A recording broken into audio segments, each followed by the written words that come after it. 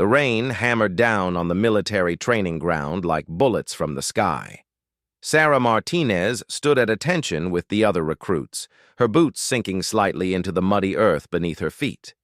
The drill sergeant, a mountain of a man named Jackson, paced back and forth in front of the line of soldiers, his eyes scanning each face with the intensity of a predator. Sarah had been at Fort Braxton for 3 weeks now, and every day brought new challenges. She was the only woman in her unit of 24 soldiers, and she could feel the weight of their stares and whispered comments wherever she went. Some looked at her with curiosity, others with barely concealed resentment, and a few with outright hostility. "Listen up, maggots!" Sergeant Jackson's voice cut through the rain like a blade. "Today we're doing advanced combat training. This isn't your grandmother's tea party. If you can't handle it, the door is right behind you." The other soldiers straightened their spines, but Sarah noticed how several of them glanced in her direction. She kept her eyes forward, her jaw set in determination. She had dealt with doubt and discrimination before, and she would deal with it again. The training exercise began with a series of obstacle courses designed to test physical strength, endurance, and mental toughness. Sarah moved through each challenge with quiet efficiency, her movements precise and calculated. She had trained for this her entire life, though none of her fellow soldiers knew the true extent of her background. Private Johnson, a stocky man from Texas with arms like tree trunks, finished the rope climb just ahead of Sarah. As she reached the top of her rope, he leaned over and smirked. "Not bad for a girl," he said loud enough for others to hear. "Maybe you should try out for the cheerleading squad instead." The comment drew snickers from some of the nearby soldiers. Sarah said nothing, simply dropped down from the rope and moved to the next station. She had learned long ago that words were just noise, and noise couldn't hurt her. The day progressed through various exercises: hand-to-hand combat training, weapon cleaning, tactical maneuvers, and endurance runs through the muddy terrain. With each activity, Sarah performed at the top of the group, but instead of earning respect, her competence seemed to fuel more resentment. During lunch break, Sarah sat alone at a table in the mess hall, methodically eating her meal while reviewing tactical manuals. The conversations around her buzzed with the usual military banter, but she caught fragments of discussion about her presence in the unit. "She's trying too hard," she heard someone say. "Probably got here through some diversity program," added another voice. "I heard her father's a general. That's how she got in." Sarah continued eating, her expression unchanged. None of them knew that her father was actually a mechanic in Detroit who had worked double shifts to support his family. None of them knew about the years she had spent training in martial arts, the countless hours in the gym, or the specialized education she had received that went far beyond standard military training. The afternoon brought the most challenging exercise yet. Sergeant Jackson announced they would be conducting a simulated mission in the swampland behind the training facility. The soldiers would be divided into 2 teams, and the objective was to capture the opposing team's flag while protecting their own. As the teams were selected, Sarah found herself grouped with some of the most vocal critics in her unit.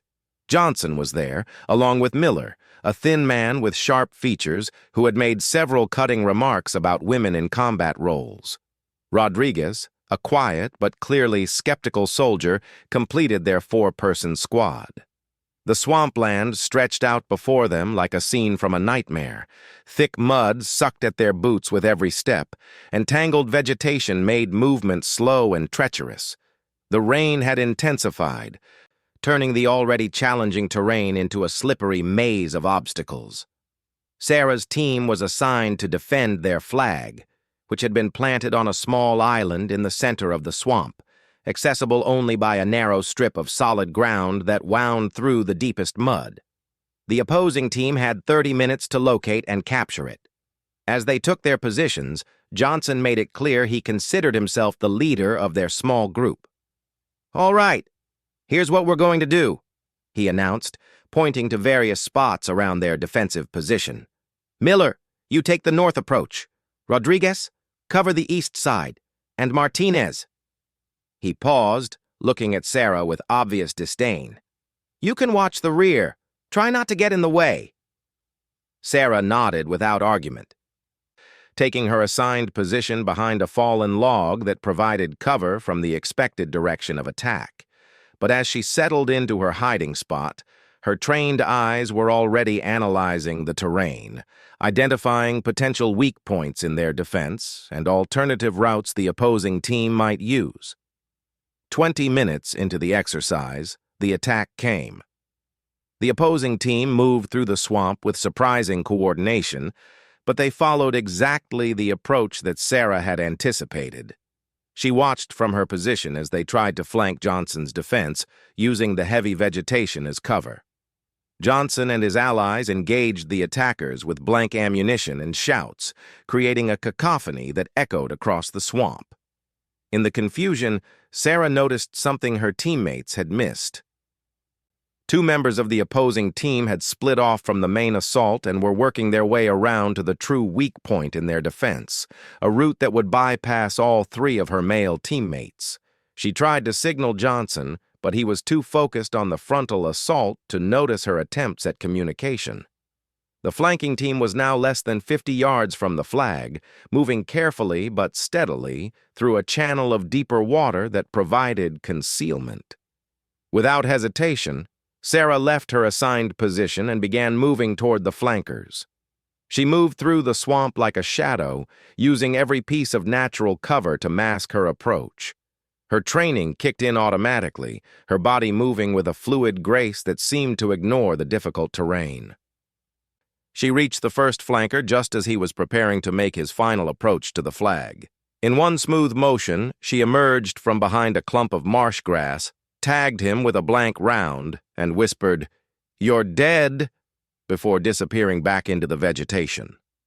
The second flanker, hearing the sound, turned to investigate just in time to meet the same fate. Sarah had eliminated both threats without alerting the main assault team to her presence. But as she moved back toward her original position, disaster struck. The ground beneath her feet, weakened by the constant rain, gave way completely. She found herself plunging into a deep pool of thick, viscous mud that seemed to swallow her whole. The mud was deeper than she had expected, reaching up to her chest and making movement almost impossible. Worse, the weight of her gear was pulling her down further with each passing second. She tried to call out for help, but her voice was lost in the ongoing sounds of the simulated battle. Johnson and the others were still engaged with the main assault team, completely unaware that their rear guard had fallen into serious trouble. Sarah struggled against the mud, but her movements only seemed to make her situation worse. The thick, clay-like substance clung to her uniform and equipment, adding weight and making every motion exhausting. For the first time since arriving at Fort Braxton, Sarah felt a moment of genuine fear. Not fear of embarrassment or failure, but the real possibility of serious injury or worse. The mud continued to pull her down, and she could feel the cold water seeping through her uniform. Just as panic began to creep into her thoughts, her extensive training reasserted itself. She forced her breathing to slow and her mind to clear. Instead of fighting against the mud, she began to work with it, using small, controlled movements to gradually shift her position toward the more solid ground at the edge of the pool. It was exhausting work, and by the time she managed to reach a point where she could grab onto a sturdy branch, the exercise had ended. She could hear Sergeant Jackson's whistle echoing across the swamp, calling all soldiers back to the assembly point. Sarah pulled herself out of the mud pit with tremendous effort, her uniform completely caked in the thick, dark substance. She looked like she had been dipped in chocolate, with mud covering every inch of her from head to toe. Her helmet was gone, lost somewhere in the depths of the pit, and her hair hung in muddy strands around her face. As she made her way back to the assembly point, she could hear the voices of her teammates before she could see them. Johnson was already regaling Sergeant Jackson with his version of the exercise. "We held the flag successfully, sir," he reported with obvious pride. The rear was secure the whole time. Martinez was covering that position, but I don't think she saw any action. Sarah emerged from the vegetation just as Johnson finished his report. The sight of her caused an immediate reaction from everyone present. Some soldiers pointed and laughed, others stared in shock, and a few made barely audible comments about her appearance. Johnson's face split into a wide grin when he saw her. "Well, well," he said loudly, making sure everyone could hear. "Looks like our female soldier decided to take a mud bath instead of doing her job. Maybe next time you should stick to activities more suited to your abilities." The laughter spread through the group of soldiers, and even Sergeant Jackson cracked a smile. Sarah stood there, dripping mud and water, saying nothing. Her dark eyes moved from face to face, memorizing each expression, each reaction. Miller stepped forward, unable to resist adding his own comment. "I guess when things got tough, the tough got muddy," he said, causing another wave of laughter. Rodriguez, who had been quiet during most of the harassment, finally spoke up.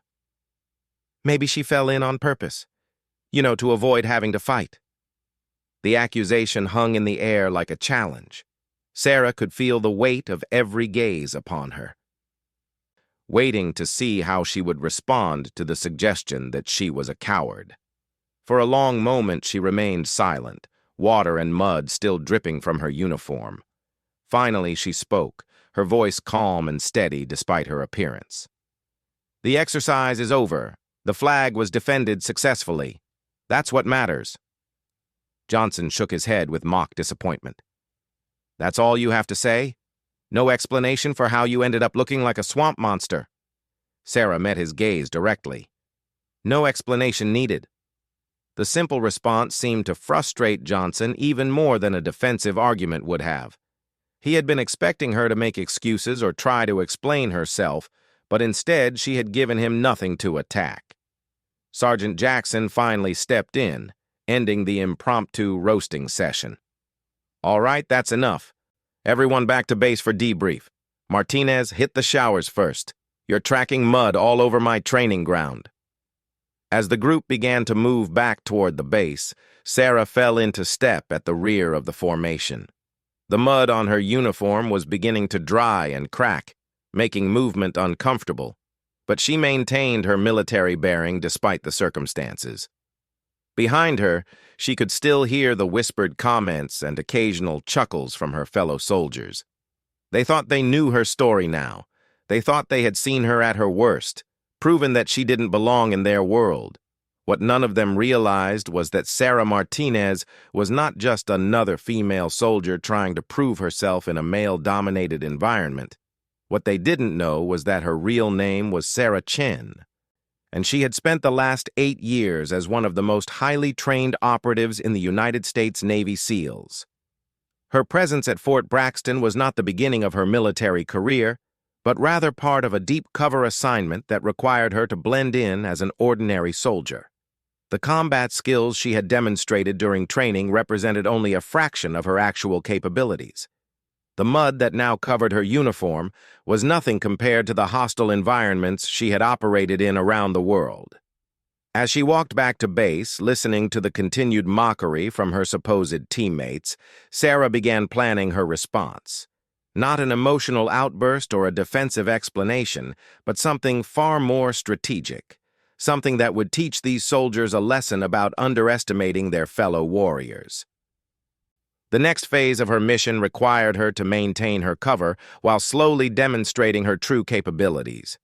But after today's humiliation in the mud, she decided it was time to accelerate that timeline.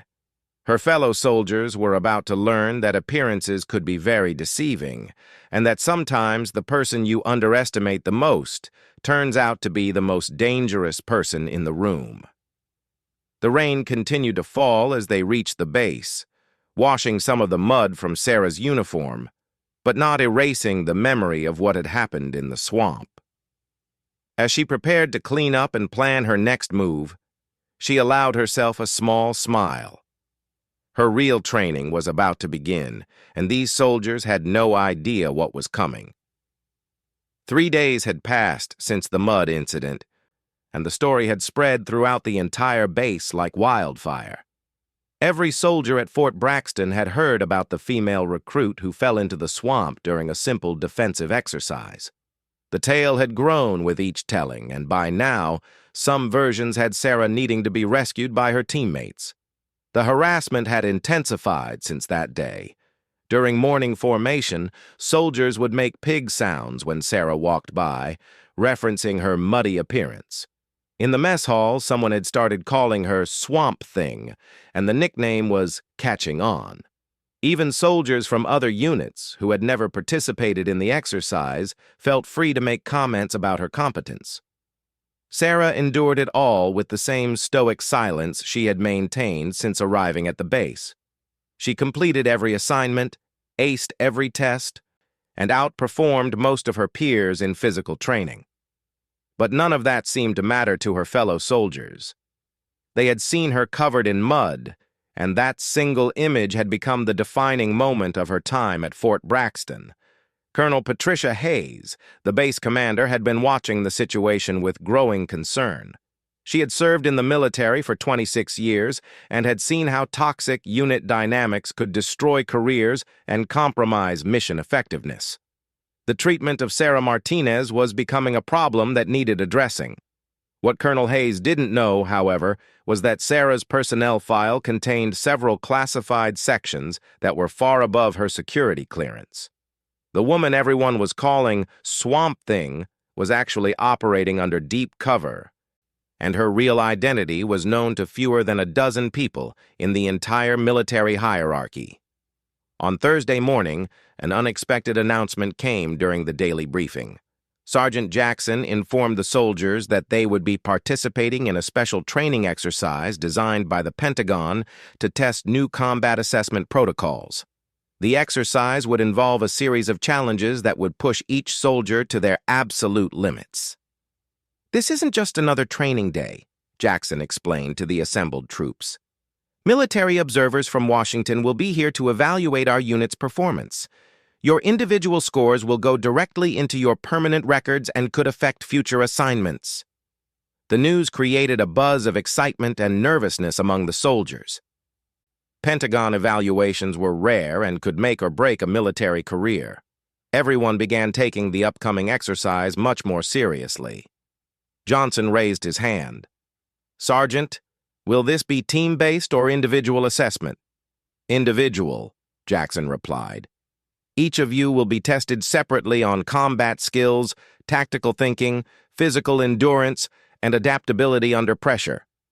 The exercises are designed to reveal your true capabilities, not just how well you can follow orders." Sarah listened to the briefing with interest. This type of assessment was familiar to her from her SEAL training, where individual excellence was valued above all else.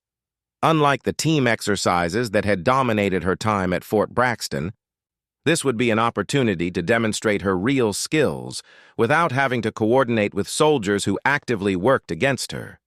The first day of testing began with marksmanship. Each soldier was required to engage targets at various distances using different weapon systems. The course was designed to test not just accuracy, but adaptability and speed under changing conditions. Sarah approached the firing line with the same calm demeanor she had maintained throughout her time at the base. But as she picked up the first weapon, muscle memory from thousands of hours of specialized training took over. Her movements became fluid and precise, each shot placed with mechanical accuracy. The range officer, an experienced sergeant named Williams, who had overseen thousands of soldiers, watched Sarah's performance with growing amazement. Her first 10 shots at the standard target all clustered in a group smaller than a quarter. When the targets moved to longer range, her accuracy remained perfect. But it was the advanced portion of the test that really caught everyone's attention. Soldiers were required to engage multiple targets while moving through an obstacle course, simulating combat conditions. Most soldiers struggled to maintain even basic accuracy while running and climbing. Sarah moved through the course like water flowing downhill. Her shots were fired between heartbeats, during the brief moments when her body was most stable. She engaged targets behind her while moving forward, used both hands equally well, and demonstrated shooting techniques that weren't taught in standard military training. When the scores were posted that evening, Sarah had achieved a perfect score, something that hadn't been accomplished in the 15-year history of the range. Several soldiers who had previously mocked her stood staring at the scoreboard in disbelief. Miller, who had made numerous comments about women in combat, shook his head as he read the results. "There's no way those scores are accurate," he said to anyone who would listen. "She must have gotten lucky." But Johnson, who had been watching the actual shooting, was less skeptical. "I saw her on the range," he admitted reluctantly. "She shoots like a machine. I've never seen anything like it." The second day brought hand-to-hand combat assessment. This was where many soldiers expected Sarah to struggle, given the physical disadvantages that came with her smaller frame. The exercise involved sparring matches against progressively more skilled opponents, designed to test fighting ability under pressure. Sarah's first opponent was Private Stevens, a middleweight soldier with basic combat training. The match was expected to last several minutes and demonstrate various techniques. Instead, it was over in less than 30 seconds. Sarah used Stevens's own momentum against him, sending him to the mat with a throw that looked almost effortless. Her second opponent was Rodriguez, who had been training in mixed martial arts since high school. He approached the match with confidence, having seen Sarah's smaller frame and assuming he could use his strength advantage. The match lasted slightly longer than the first, but the outcome was the same. Sarah controlled the fight from beginning to end, demonstrating techniques that combined elements from multiple martial arts disciplines. By the time she faced her fourth opponent, Corporal Harrison from another unit who was known as one of the best fighters on the base, a crowd had gathered to watch. Harrison was 6 inches taller than Sarah and outweighed her by 60 pounds. He was also an experienced soldier with advanced combat training. The fight began with Harrison attempting to use his reach advantage to keep Sarah at a distance. But she moved inside his guard with surprising speed, neutralizing his size advantage and forcing the fight into close quarters. What followed was a display of technical skill that left the watching soldiers speechless. Sarah didn't just defeat Harrison, she dismantled him systematically. Every move he made was anticipated and countered. Every technique he attempted was turned against him. Within 3 minutes, Harrison was tapping out, his face showing a mixture of pain and confusion. Sergeant Williams, who was overseeing the combat testing, had never seen anything quite like Sarah's performance. Her techniques were textbook perfect, but more than that, she displayed the kind of situational awareness and tactical thinking that usually took years to develop. After the combat testing, the whispered conversations about Sarah took on a very different tone. Instead of mocking her appearance in the mud, soldiers were now trying to figure out where she had learned to fight with such skill. "Maybe she's been hiding her training," suggested one soldier. "Nobody gets that good without serious instruction," added another. "She's had professional training somewhere." Johnson, who had been Sarah's most vocal critic, found himself in the uncomfortable position of having to acknowledge her abilities. "Look," he said to his closest friends, "I don't know what her story is, but that woman is dangerous. We might have been wrong about her." The third day of testing focused on tactical thinking and leadership under pressure. Soldiers were placed in simulated combat scenarios and required to make strategic decisions while dealing with incomplete information and changing conditions.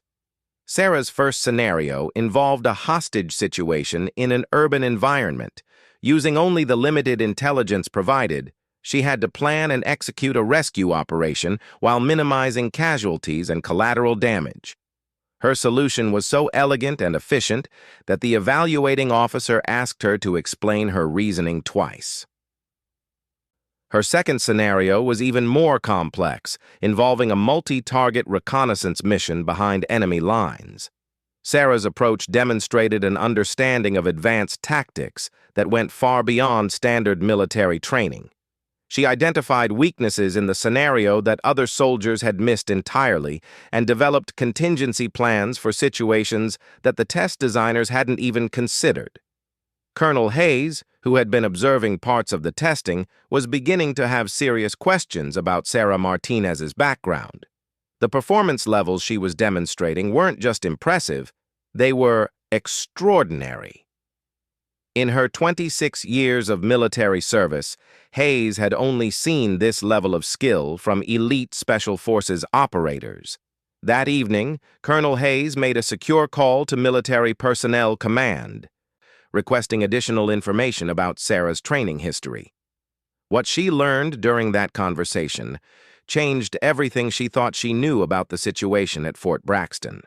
The final day of testing was designed to push soldiers to their absolute physical and mental limits.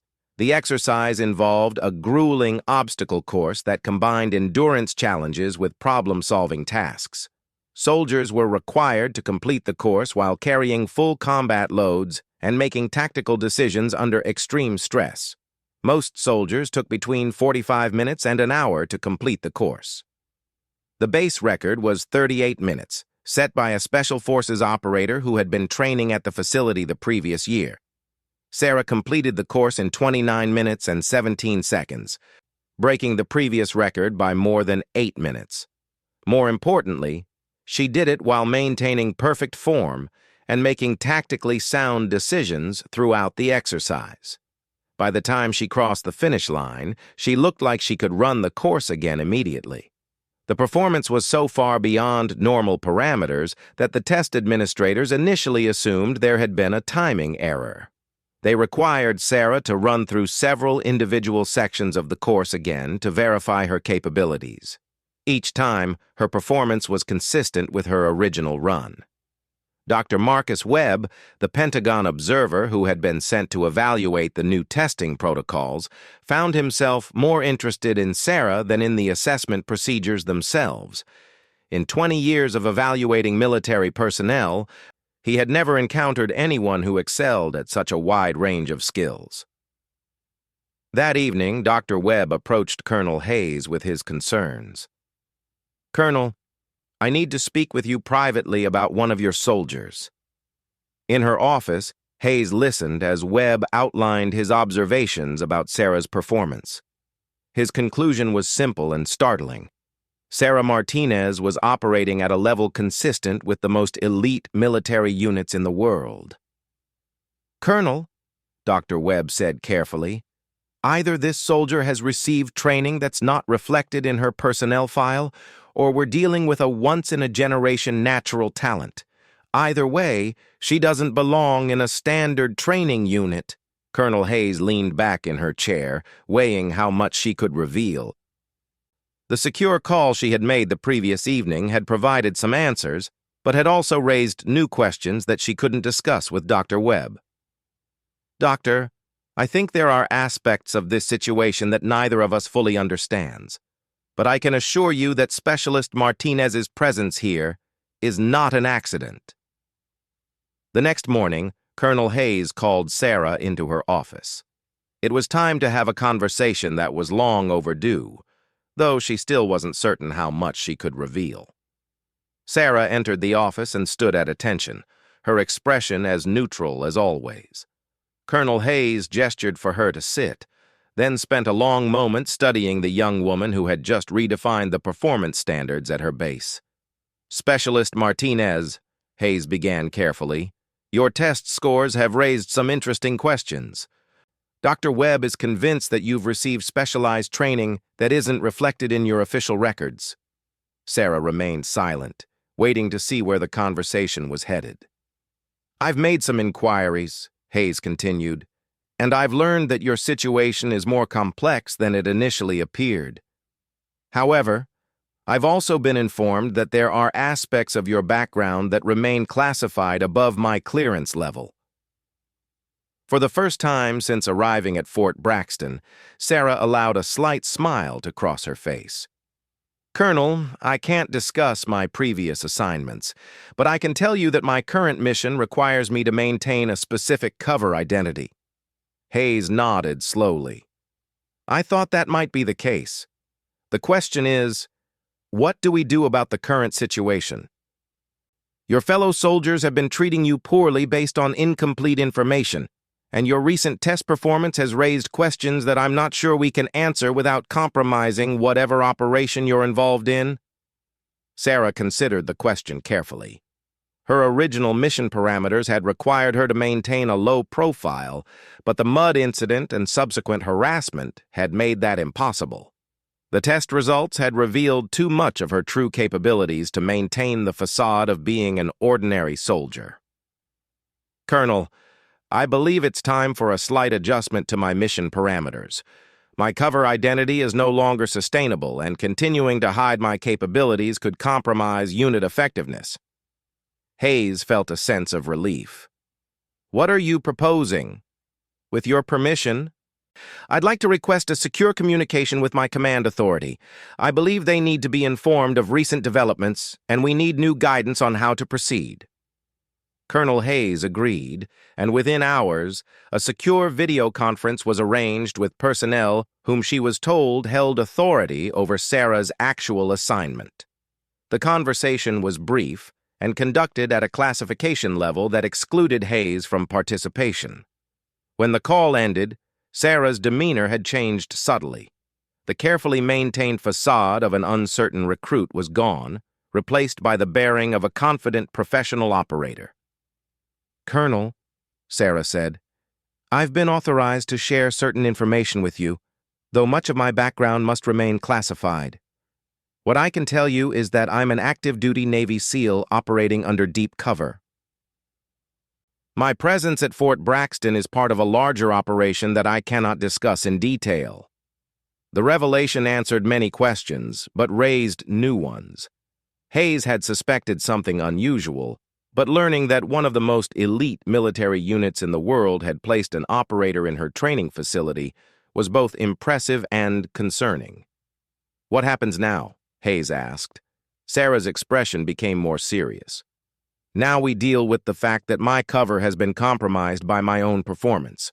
My fellow soldiers know something isn't right, and we need to manage that situation carefully.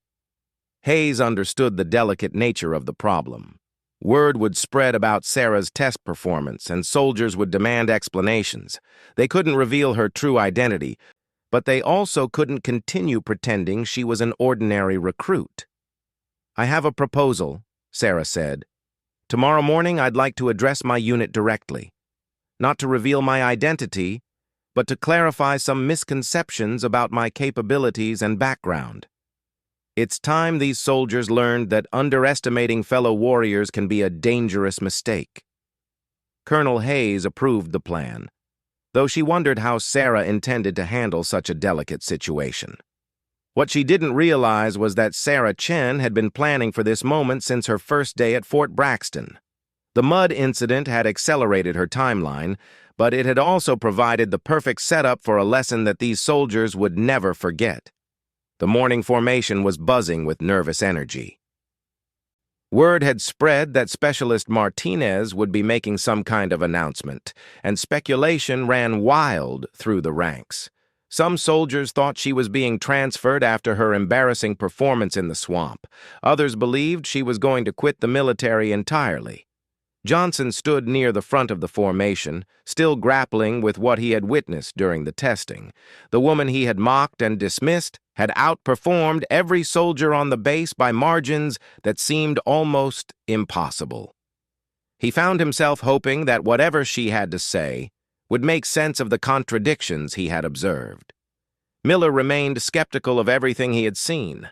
In his mind, there had to be some explanation that didn't require him to admit he had been completely wrong about Sarah's abilities. Maybe the tests had been rigged somehow, or perhaps she had been given advance information about the exercises. Rodriguez was dealing with his own confusion.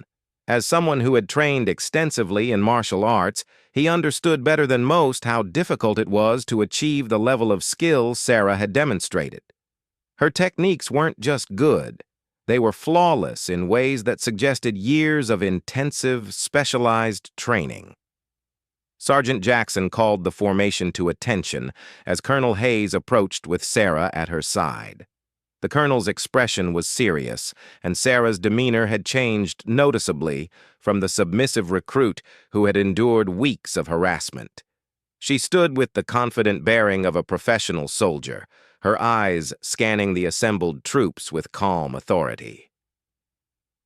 Colonel Hayes stepped forward to address the formation. "Soldiers, recent events have created some misunderstandings that need to be addressed. Specialist Martinez has requested permission to speak with you directly, and I've granted that request. I want everyone to listen carefully to what she has to say." Sarah moved to the center of the formation, positioning herself so that every soldier could see her clearly. For a moment, she said nothing, simply making eye contact with each person who had participated in her humiliation over the past weeks. When she spoke, her voice carried an authority that none of them had heard before. "3 weeks ago, many of you watched me fall into a mud pit during a training exercise. Since that day, you've used that incident to justify treating me as an inferior soldier who doesn't belong in your ranks." Several soldiers shifted uncomfortably, recognizing the truth in her words. "You called me names, questioned my competence, and suggested that I was only here because of special treatment or family connections. You assumed that one moment of apparent weakness defined my entire capabilities as a warrior." Sarah paused, letting her words sink in before continuing. "What you didn't know was that before falling into that mud pit, I had eliminated 2 enemy soldiers who were flanking your position. While you were focused on the obvious frontal assault, I identified and neutralized the real threat to our objective. I saved your mission, and none of you even noticed." Johnson's face reddened as he realized the implications of what Sarah was saying. If she was telling the truth, then his team's success had been due to her actions, not his leadership. "But more importantly," Sarah continued, "you made assumptions about me based on incomplete information. You decided that one incident taken out of context told you everything you needed to know about my abilities and character." She gestured toward the testing results that had been posted on the bulletin board behind her. "The past 4 days should have taught you something about the danger of making such assumptions. Every test, every challenge, every measure of military competence has shown that your initial judgments were not just wrong, but completely backwards." Miller found himself avoiding Sarah's gaze, remembering the comments he had made about women in combat roles. "I want to be very clear about something," Sarah said, her voice taking on an edge that made several soldiers straighten their spines involuntarily. "I am not here to prove myself to you. I don't need your approval, your acceptance, or your respect to be effective as a soldier. I am here because this is where I've been assigned, and I will complete my mission regardless of your attitudes toward me." The formation was completely silent now. Even Sergeant Jackson was listening with rapt attention. "However," Sarah continued, "what happened here over the past 3 weeks reflects a serious problem that goes beyond personal animosity. In combat, the lives of your fellow soldiers depend on your ability to accurately assess threats and capabilities. If you can't recognize the strengths and abilities of the people fighting beside you, you become a liability to your entire unit." She began walking slowly in front of the formation, making eye contact with individual soldiers as she spoke. "You saw me covered in mud and decided I was weak. You saw me remain silent in the face of harassment and decided I was passive. You saw me follow orders without complaint and decided I lacked leadership capability.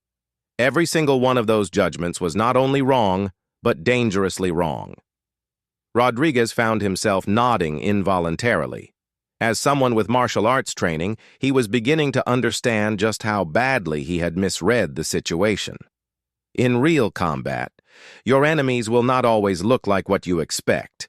The most dangerous opponents are often the ones you underestimate. The person who seems weak might be the one who saves your life, or the one who takes it, If you can't learn to see beyond surface appearances, you will not survive in actual warfare. Sarah stopped walking and faced the formation directly. I want you to think carefully about what your assumptions have cost you over the past 3 weeks. While you were busy mocking and dismissing me, what opportunities did you miss to learn from someone with different skills and experience? What insights might you have gained if you had approached me as a fellow professional instead of a target for harassment? The questions hung in the air like challenges. Several soldiers were beginning to realize that they might have made a serious mistake in their treatment of Sarah. More importantly, she continued, consider what your behavior says about your own professionalism. Military service requires the ability to work effectively with people from different backgrounds, with different strengths and different perspectives. If you can't do that, you're not just failing as soldiers, you're failing as human beings. Johnson raised his hand tentatively. Specialist Martinez, can I ask where you received your training? Because what we saw during the testing wasn't normal. Sarah considered the question carefully. She couldn't reveal her true identity, but she could provide some context that might help these soldiers understand their mistakes. I can tell you that I've been in military service longer than my apparent age might suggest, and that I've received specialized training that isn't reflected in my current assignment.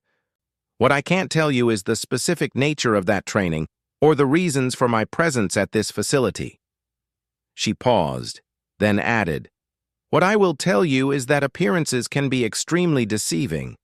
The next time you encounter someone who doesn't fit your expectations, remember that you might be looking at someone whose capabilities exceed your own by margins you can't imagine.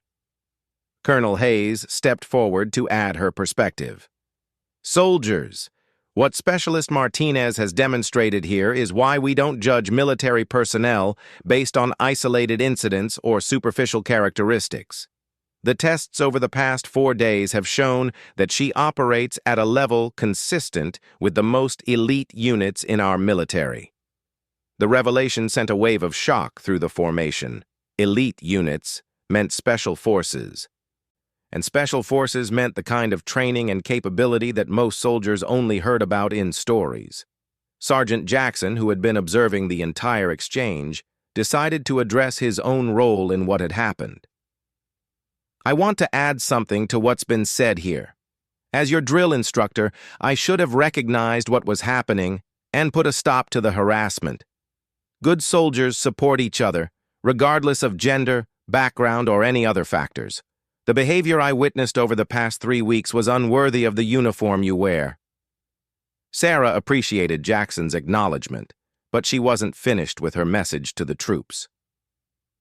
I want to leave you with one final thought, she said. Military service is about more than individual achievement. It's about the ability to work as part of a team, to support your fellow warriors, and to accomplish missions that no one person could complete alone. The soldier standing next to you might be the one who saves your life in combat, regardless of what they look like or where they come from. She gestured toward the entire formation. Every person here has strengths that others lack. Every person here has something to contribute to the success of the unit. But you'll never discover those strengths if you're too busy making assumptions based on prejudice and ignorance. The formation remained silent as Sarah's words sank in. Many soldiers were dealing with the uncomfortable realization that they had not only been wrong, but had actively worked against someone who could have made them better soldiers. From this point forward, Sarah continued, I suggest you approach your fellow soldiers with the assumption that they have something to teach you, rather than something to prove to you. You might be surprised what you learn. Colonel Hayes stepped forward to conclude the formation. Soldiers, the lessons discussed here today go far beyond this specific incident. The military is evolving, and your ability to adapt and work effectively with diverse personnel will determine your success as warriors. I expect everyone here to reflect seriously on what has been said and to adjust their behavior accordingly. As the formation was dismissed, groups of soldiers gathered to discuss what they had heard. The conversations were subdued and thoughtful, lacking the usual joking and casual banter. Johnson approached Sarah hesitantly as she prepared to leave. Specialist Martinez, I owe you an apology.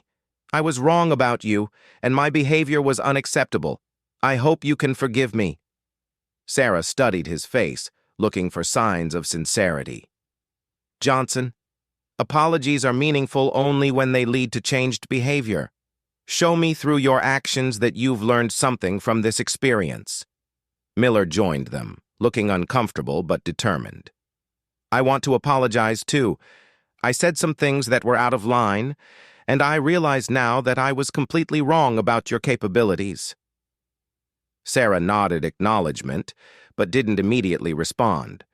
She was evaluating whether these apologies represented genuine understanding or just expedient responses to having been proven wrong.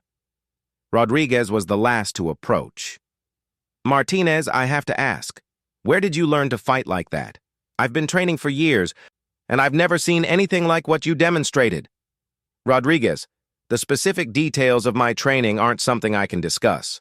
But I will tell you that excellence in combat requires years of dedicated practice and the willingness to constantly learn from others.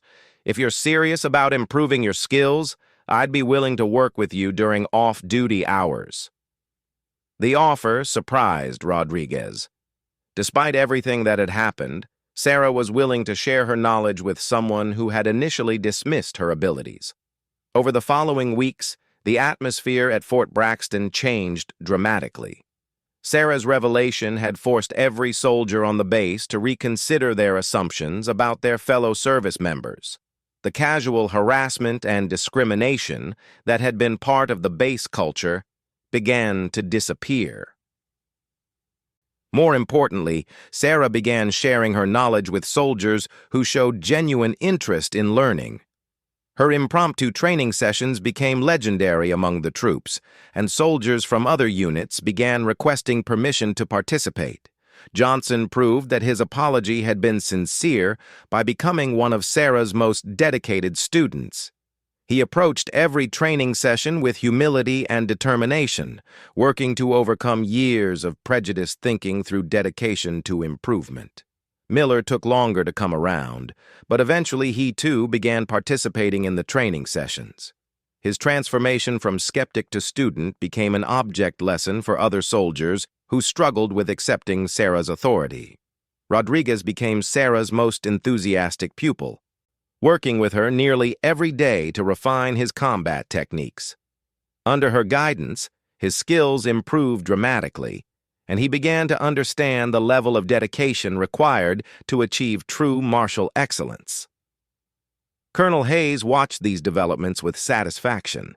The presence of one extraordinary soldier had transformed the entire base culture, replacing prejudice and harassment with mutual respect and collective improvement.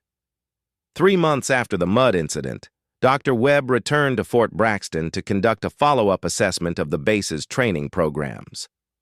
What he found exceeded his most optimistic expectations. The soldiers who had once been divided by prejudice and resentment were now functioning as a cohesive unit with dramatically improved capabilities. During his exit interview with Colonel Hayes, Dr. Webb expressed amazement at the transformation he had observed. "Colonel, I've never seen such a dramatic improvement in unit cohesion and individual performance in such a short time. What changed?" Hayes smiled, thinking about the woman who had catalyzed the transformation. "Doctor, we learned that sometimes the person you least expect to be your teacher turns out to be exactly the instructor you need." Sarah's mission at Fort Braxton eventually came to an end, though the exact nature of her assignment remained classified.